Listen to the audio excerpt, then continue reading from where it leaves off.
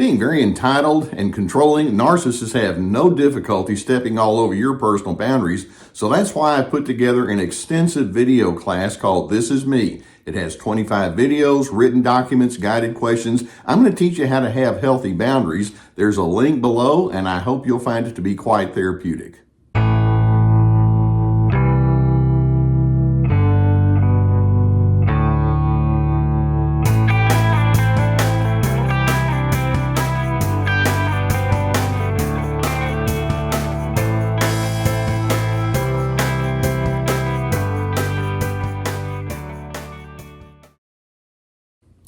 Today I want to tackle a question that's been around for a long time, for at least 100 years, going all the way back to the time of Freud and some of his contemporaries when they began talking about narcissism and its impact on the personality.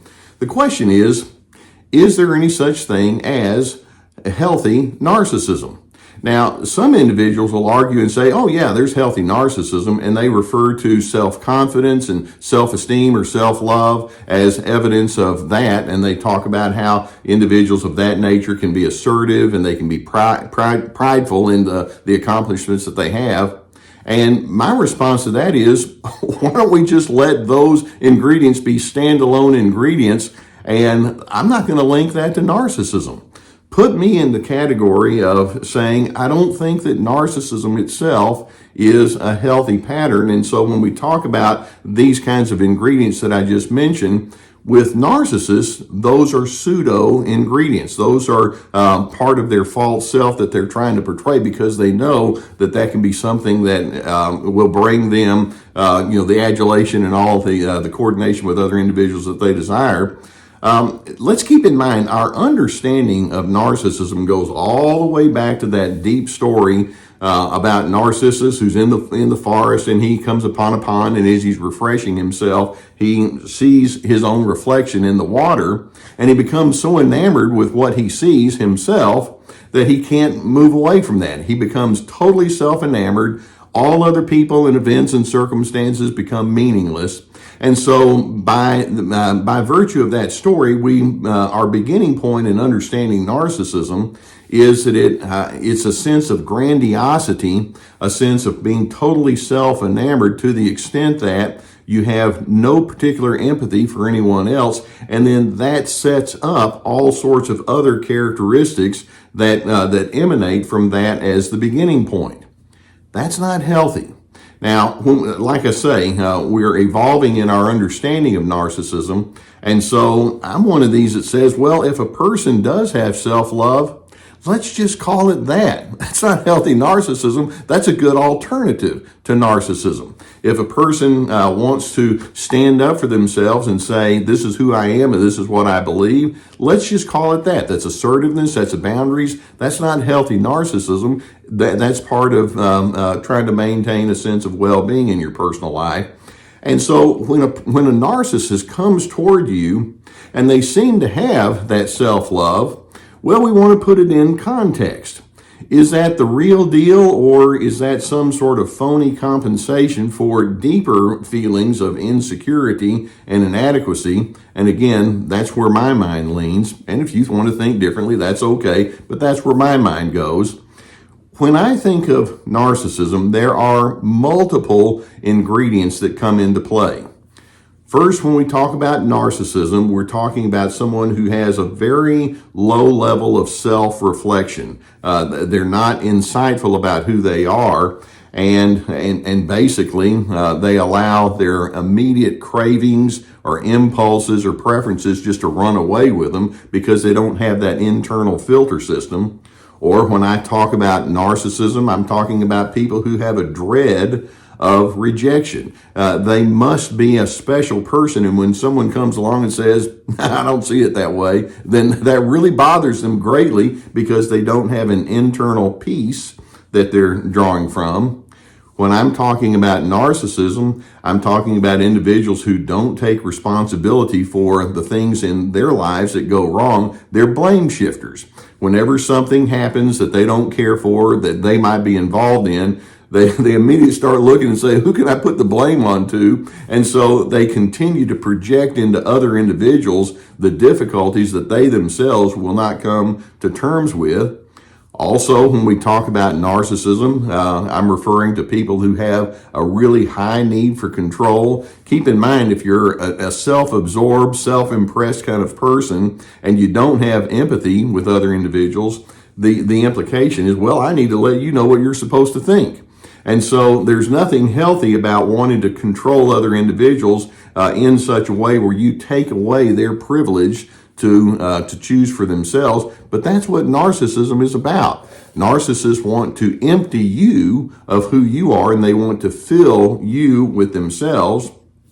When I'm talking about narcissism, I'm talking about haughtiness. That's deeply entrenched, by the way. Narcissists must be in the position of favoritism. They think of themselves as better than or superior, and if things don't go their way, it's because other individuals didn't realize how important or necessary they are. In addition, we can say that narcissism involves a willingness to manipulate and exploit other individuals. It's like if you have opinions or if you have preferences or priorities or interpretations that are not the same as mine, then they're going to do all that they can to try to pull you into their grooves and make you have the opinions and preferences that they want you to have, and that you're going to have the priorities, with them, of course, being in the lead of your priorities. And so they're willing to manipulate and put guilt trips and shame on other individuals to achieve that end. In addition, narcissists dread feeling diminished. And so when they feel like they've been diminished by someone else, they're going to put the problem onto you. They're highly defensive. They can't say, what is it that you notice in me that you want me to understand? But instead, they throw up their walls of defensiveness, and they justify who they are, and then they push it right back onto you. I refer to that as their boomerang communication. And then narcissists fail to embrace the totality of who they are. They want you to see the things about them that are nice and good, so they can come across as having self-esteem and they can come across as having self-love. But actually, narcissists have a self-loathing, and that's important for you to recognize. When we talk about self-loathing, we're saying that basically they're committed to the notion that says, I only want you to see the good things about me, and if you see the other parts of me, it is not going to work out well for me, and because they hate that side of themselves, and they don't want you to see that side of themselves. So when I look at when I consider that term narcissism, yes, there are times when that person can come across as having self-love. Yes, it's possible that person can come across as being confident, or they can come across as being assertive.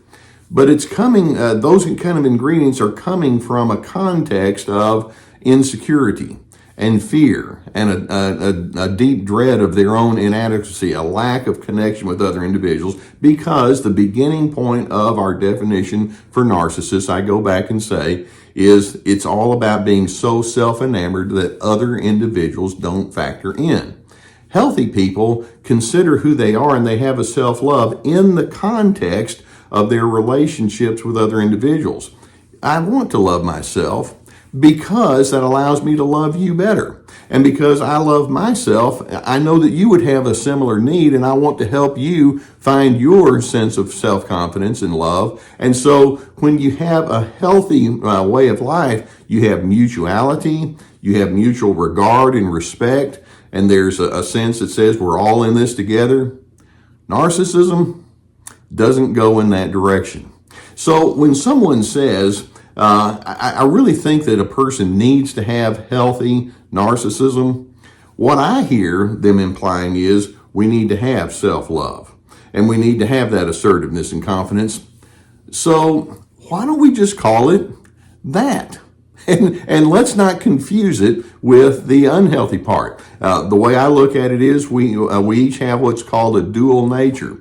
There's a side of us that is capable for great good. There's a side of each one of us that's capable for the things that are evil or not good. Sometimes we have what I call evil in small doses.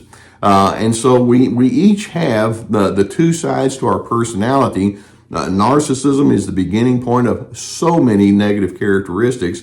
And true self-love and true self-confidence is the beginning point of many healthy ingredients, and there are many tangents that can go off in either direction. So I hope this gives you some things to think about when you hear somebody say, yeah, we need to have a healthy narcissism. It's like, well, healthy, yes. Narcissism, no. I just don't see it as being something that benefits the good for all individuals. So self-absorption accompanied by empathy, to me, belongs in a category of dysfunction. When I think of a narcissist, I think of somebody who has an imbalance in their life. I think of someone who has a lack of true integrity. I think of somebody who has not understood at all the concept of love and its many, many different ramifications. So, like I say, if you don't agree with me, that's okay. But these are my thoughts, and I'm hoping that it gives you some things to think about as you consider what you're referring to when you use that term narcissism. It's not just an ugly name that we can call somebody just because they disagree, but it's a pattern of life, and it's one that can take an individual in a very wrong direction. I'm hoping that here on Team Healthy, we can stand for the non-narcissistic characteristics like dignity, respect, and civility. Yes, give those ingredients to yourself so that you have something to pass on to other individuals. Now, like I say, I hope videos like this can give you some good food for thought. And if you've not already done so, I would strongly encourage you to hit that subscribe button, hit the like button too.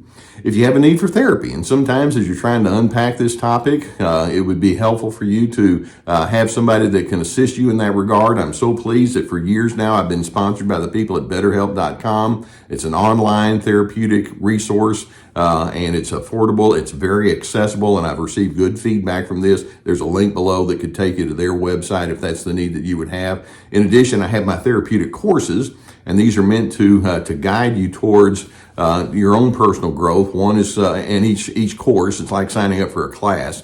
Each course has many videos and then teaching documents and guided questions. We have Ready, Set, Connect about making good connections with people. We have This Is Me, establishing your boundaries, free to be, finding who you are despite the controllers in your life. We also have my podcasts, my webinars. We have our website with many articles, and then, of course, my books and plenty of resources. Can a person be both narcissistic and healthy at the same time? My answer is no. If somebody else wants to make an argument in another direction, knock yourself out, that's fine. But at least this gives you an idea of where I'm coming from, and it can give you some things to think about as you are encountering this. And I'm hoping that as you try to come to terms with all of this, it's not a matter of who's right and who's wrong, but it's a matter of asking, well, what is love, and what is the way of goodness and integrity and decency? And let's go in that direction, despite what answers you actually come up with. And in doing so, I'm hoping that here on Team Healthy, we can stand for internal peace, and that's what we have to give away.